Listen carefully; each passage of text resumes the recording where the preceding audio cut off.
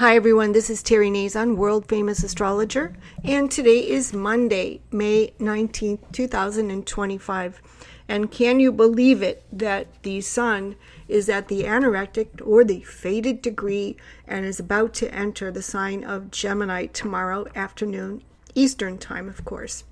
And so as we make these transitions, always something is going to feel like a speed bump. Something is going to change, and maybe something's going to change within you. I like to say today with the moon in Aquarius, where we also find Pluto, the planet of transformation, change, death and rebirth. This is where we come down to our lowest low and then we rise above like the golden or the red phoenix does.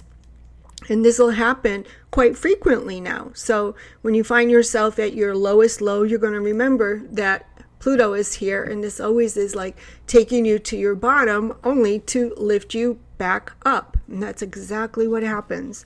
And then tomorrow the sun enters bright Gemini, where the sun will also connect to the planet Pluto. And again, we have this kind of like, I was down, now I'm up, or this feeling anxious and then happy when you find out that all your anxieties never happened, they never came true. So Pluto in Aquarius, one thing you don't realize about Aquarius is that it does lead to anxiety or stress, because it is a fixed sign. And of course, the sign of Aquarius does rule like your brain, how your brain gets stuck on stuff sometimes. Mars is in the sign of Leo, a very playful area for Mars to be in, where team sports, entertainment, and fun times are beginning. But also, in just a few days, we have Saturn entering the sign of Aries. So I thought I would mention that the sign of Aries is hot and dry.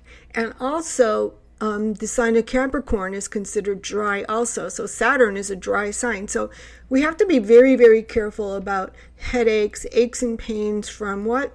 Dehydration. So obviously it's going to be a hot summer for many. So stay hydrated. And if you do get some headaches, make sure you stay hydrated. Venus is in her detriment in the sign of Aries, where she's controlling the situation. And of course, Mars goes right along with that. This is fantastic for those of you seeking to date or find somebody new, or even make a commitment. Why not? And another thing that the moon in Aquarius rules is live-in situations, or where you might decide to move in with somebody or live with somebody. So all of these things come together. But one of the things we're going to watch, and we're going to see if we feel that kind of speed bump kind of energy between today and tomorrow, when the sun transits from the sign of Taurus into the sign of Gemini, a much lighter sign, because right now the sun is in the same sign as the sign of Aquarius, and that can be a little heavy because this area of the chart is called the Pleiades, where the 7 weeping sisters live, but not so tomorrow. So there is this feeling of transformation, change, and overcoming your problems, if you have any, and turning them into boons or gifts. That's all for now.